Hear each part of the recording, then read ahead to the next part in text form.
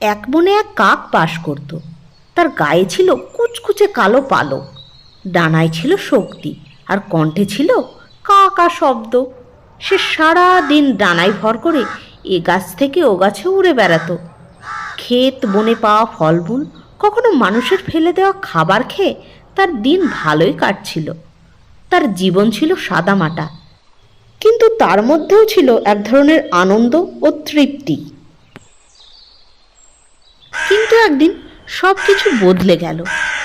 একদিন সকালবেলা কাকটি নদীর পাড়ে একটি রাজহাঁসকে দেখতে পেল। রাজহাঁসটি ছিল অপরূপ সুন্দর। তার শুভ্র পালক ঝকমক করছিল, আর তার চলার ভঙ্গিতেও ছিল এক রাজকীয় শোভা। কাক বিস্ময়ে তাকিয়ে রইল, আর মনে মনে ভাবল, আহা, কি চমৎকার রাজহাঁসটি! নিশ্চয়ই ও পৃথিবীর সবচেয়ে সুখী পাখি। যাই, রাজহাঁসটির কাছে গিয়ে নিজের মনের কথাগুলো খুলে বলি। ও রাজহাঁস, তুমি কতই না সুন্দর! নিশ্চয়ই তুমি পৃথিবীর সবচেয়ে সুখী পাখি। ভাই কাক, তুমি হয়তো ভাবছো আমি খুব সুখী পাখি। আমিও একসময় তাই ভাবতাম, কিন্তু একদিন আমি একটি তোতা পাখিকে দেখলাম। তার গায়ে খুব সুন্দর সুন্দর রঙিন পালক, আর তার সুন্দর কণ্ঠ। সে মানুষের মতো কথাও বলতে পারে। তখন থেকে মনে হতে লাগলো তোতাই বুঝি পৃথিবীর সবচেয়ে সুখী পাখি। তবে আমায় যেতে হবে তোতার কাছে, সে নিশ্চয় খুব সুখী পাখি। এই বলে কাক চলল তোতার খোঁজে।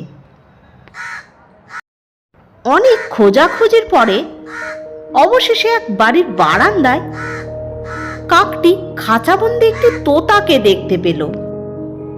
ও তোতা, তোমার গায়ে তো এত সুন্দর রং, আর তুমি খুব সুন্দর কথাও বলতে পারো। নিশ্চয় তুমি পৃথিবীর সবচেয়ে সুখী পাখি। আমিও সুখী ছিলাম ভাই কাক, যতদিন আমি ময়ূরকে না দেখেছি। আমার গায়ে তো মাত্র দুটি রং, আর ময়ূরের শরীরে কত রঙের বাহার। সে যখন নাচে আকাশ যেন রঙে রঙে ভরে যায়। এখন আমি ভাবি ময়ূরই জগতের সবচেয়ে সৌন্দর্যবান ও সুখী পাখি। কাক এবার স্থির করল, যে করেই হোক ময়ূরকে দেখতেই হবে। সে গেল শহরের এক চিড়িয়াখানার উদ্দেশ্যে।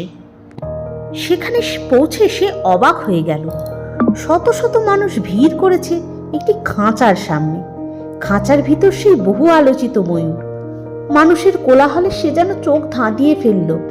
ক্যামেরার ঝলকানি ও বাচ্চাদের উচ্ছ্বাস সবকিছুতে ময়ূরের চারপাশ ভরে উঠেছে।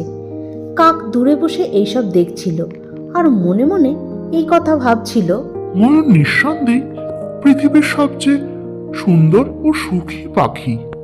সবাই চলে গেলে কাক ময়ূরের সাথে দেখা করতে গেল। ও ময়ূর, তুমি কতই না অপূর্ব! প্রতিদিন হাজার হাজার মানুষ তোমাকে দেখতে আসে আর তোমার ছবি তোলে, অথচ আমাকে দেখো। আমাকে দেখলেই মানুষ তাড়িয়ে দেয়। তুমিই নিশ্চয় পৃথিবীর সবচেয়ে সুখী পাখি। ভাই কাক, তোমার মতো আমিও একসময় মনে করতাম আমি এই জগতের সবচেয়ে সুন্দর ও সুখী পাখি। কিন্তু আমার এই সৌন্দর্য আমার স্বাধীনতা কেড়ে নিয়েছে। আমি আজ খাঁচার মধ্যে বন্দি। খাঁচার বাইরে যেতে পারি না, আর মুক্ত আকাশে উড়তে পারি না। মানুষ আমাকে দেখে প্রশংসা করে, কিন্তু আমি বন্দি এক জীব।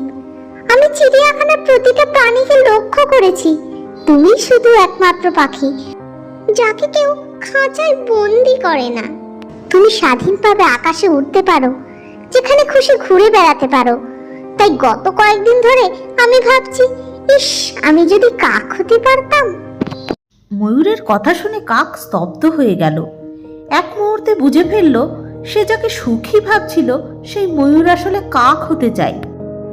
সে বুঝতে পারল এই পৃথিবীতে কেউই নিজের জীবনে পুরোপুরি সন্তুষ্ট নয়, কারণ সবাই অন্যের জীবনের বাহ্যিক চাকচিক্যে মুগ্ধ হয়। কিন্তু স্বাভাবিক সুখ তখনই আসে যখন আমরা নিজেদের জীবন ও অবস্থার জন্য কৃতজ্ঞ থাকি। সেই দিন থেকে কাক আর অন্য পাখির সাথে নিজের তুলনা করেনি। সে আবার আগের মতো উড়তে লাগলো মুক্ত আকাশে, গাইতে লাগলো নিজের স্বরেই, আর হাসি মুখে উপভোগ করতে লাগলো নিজের স্বাভাবিক জীবন।